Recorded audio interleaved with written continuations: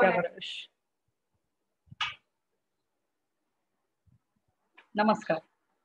आज हम लोग कक्षा 8 के हिंदी व्याकरण पाठ्यक्रम में निहित कारक विषय पर चर्चा करेंगे। इसके बारे में मैंने एक पीपीटी तैयार की है।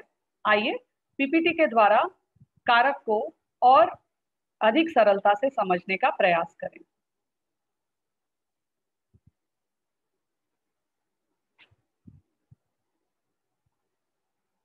देखिए, कारक किसे कहते हैं ये तो हम जानेंगे ही, साथ ही साथ इस वीडियो में आज हम कारक की परिभाषा, उसके भेद और उनके अलग अलग उदाहरणों पर भी विचार करेंगे। देखिए, मैंने 2 उदाहरण लिखा है। रोहन ने पत्र लिखा, मोहन ने कुत्ते को डंडा मारा।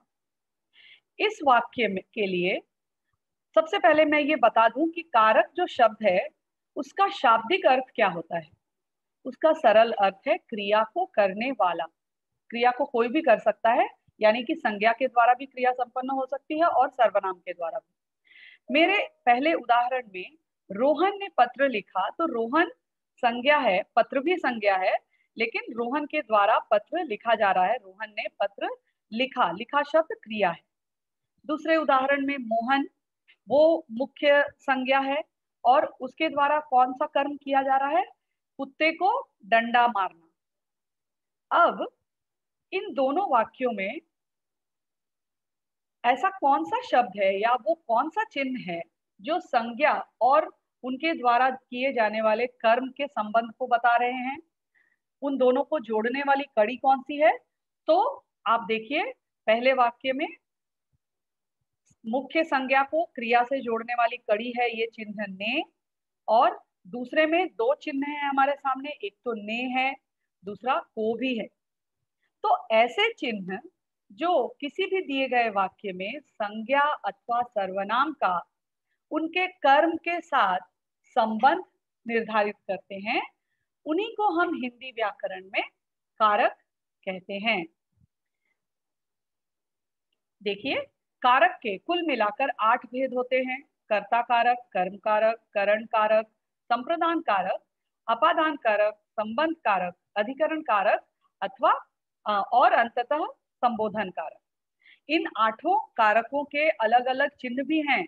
देखिए, मैंने सारे चिन्हों को यहाँ लिखा है। कर्ता ने कर्म को करण से, संप्रदान के लिए, अपादान भी से, करण में भी से आया था।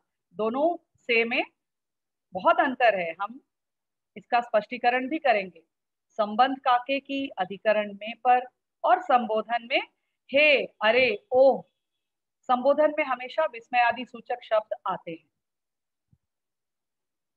देखिए, कर्ता कारक, सबसे पहले हम कर्ता कारक में आ गए।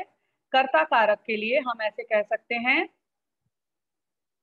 जैसे हमने पहले उदाहरण लिया था, राम ने पत्र लिखा, मैंने अपने मित्र को बुलाया।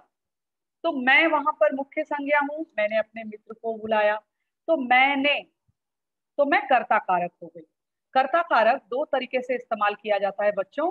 कभी कभी वो चिन्ह के साथ रहता है, कभी कभी चिन्ह के बगैर भी रहता है। जहां वो चिन्ह के साथ रहता है उसको परसर्ग, परसर्ग का मतलब चिन्ह होता है, वहां हम उसको परसर्ग सहित बोलते हैं, यानी परसर्ग के साथ। और जहां चिन्ह नहीं होता है उसको हम परसर्ग रहित कहते हैं। रहित यानी उसके बिना। देखिए, कर्म कारक में को चिन्ह आएगा।